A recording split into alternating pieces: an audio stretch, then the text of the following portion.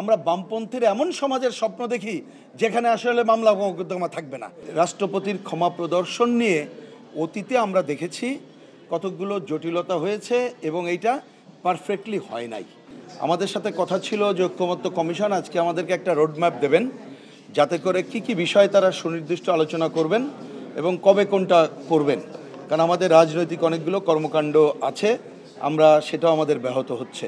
যদিও ওনারা এখনও দেন নাই, আমরা আশা করি বিকালের মধ্যে এটা পাবো।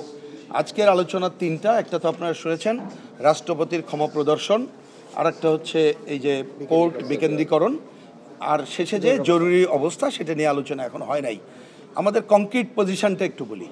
প্রথম কথা, নিশ্চয়ই রাষ্ট্রপতির ক্ষমা প্রদর্শন নিয়ে অতীতে আমরা দেখেছি কতকগুলো জটিলতা হয়েছে এবং এইটা পারফেক্টলি হয় নাই। এই জন্য সাধারণভাবে যে প্রস্তাব এখানে করেছে এবং আমরা যদি বুঝে থাকি সাধারণভাবে একটা ঐক্যমত্য হয়েছে যে আমরা কতকগুলো আইনের দ্বারা উনি যে কোনো দণ্ড মওকুফ এটা কমানো সব কাজ করবেন, কিন্তু কোনো আইনের দ্বারা নির্ধারিত বিষয়ের উপরে নির্ভর করে।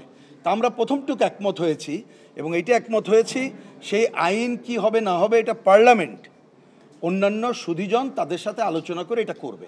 এখানে কতগুলো অবজারভেশন আলোচনা হয়েছে, সেইটুকুই, এর বেশি এইখানে আলোচনা হয় নাই। সুতরাং ও ব্যাপারে বলা যায় সাধারণভাবে একটা ঐক্যমত্য প্রতিষ্ঠা হয়েছে। এইটা একটা পজিটিভ বলেই আমরা কমিউনিস্ট পার্টি এবং বামপন্থীদের দিক থেকে এটা মনে করি। দ্বিতীয় পয়েন্ট যেটা এখনও শেষ হয়নি, সেটা হচ্ছে কি যে সুপ্রিম কোর্ট, আপনারা জানেন কোর্ট বিকেন্দ্রীকরণ কথাটা আসছে কেন আসছে, এই জন্যে কোনো কিছু হলে আমাদের বাস্তবতায় তো মামলা হয়, আসতে হয় ঢাকায়। এত দূরে আসা মানে অনেকে সর্বশান্ত হয়ে যান, আর মামলার জট অনেক বেশি। আমাদের এ ব্যাপারে নানা মত আছে যে এখন কি এটা সম্ভব, আমাদের কি পর্যাপ্ত উকিল সাহেবরা আছেন, যোগ্য উকিল, বা সবাই কি সেখানে যাবেন, এই আলোচনাগুলো চলছে। কিন্তু আমাদের দিকে বক্তব্য হচ্ছে প্রথমত অবশ্যই বিকেন্দ্রীকরণে যেতে হবে। কিন্তু সেই বিকেন্দ্রীকরণ মানে কি, আমাদের মামলাকে আর উৎসাহিত করব? মোটেই না। আমরা বামপন্থীর এমন সমাজের স্বপ্ন দেখি যেখানে আসলে মামলা মোকদ্দমা থাকবে না, একসময় কোর্টগুলো ইনভ্যালিড হয়ে যাবে।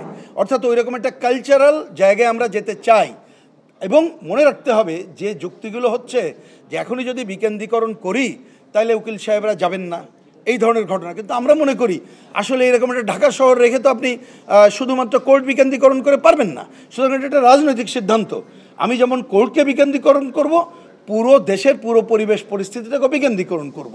যদি একটা উকিল সাহেব যদি দেখে এলাকায় যে তার সন্তানের লেখাপড়া ভালো করা যাচ্ছে, ভালো করে চিকিৎসা সুবিধা পাচ্ছে, ঢাকার সুবিধাগুলো ওইখানে পাচ্ছে, তাহলে কিন্তু অসুবিধা হবে না। তাহলে এটা কিন্তু পুরো রাজনৈতিক প্রক্রিয়ার সাথে এই বিকেন্দ্রীকরণ প্রক্রিয়া জড়িত বলে আমরা মনে করি। এবং আমরা মনে করি এইটাই যে অবশ্যই আমাদেরকে এই ধরনের বিকেন্দ্রীকরণের জায়গায় যেতে হবে।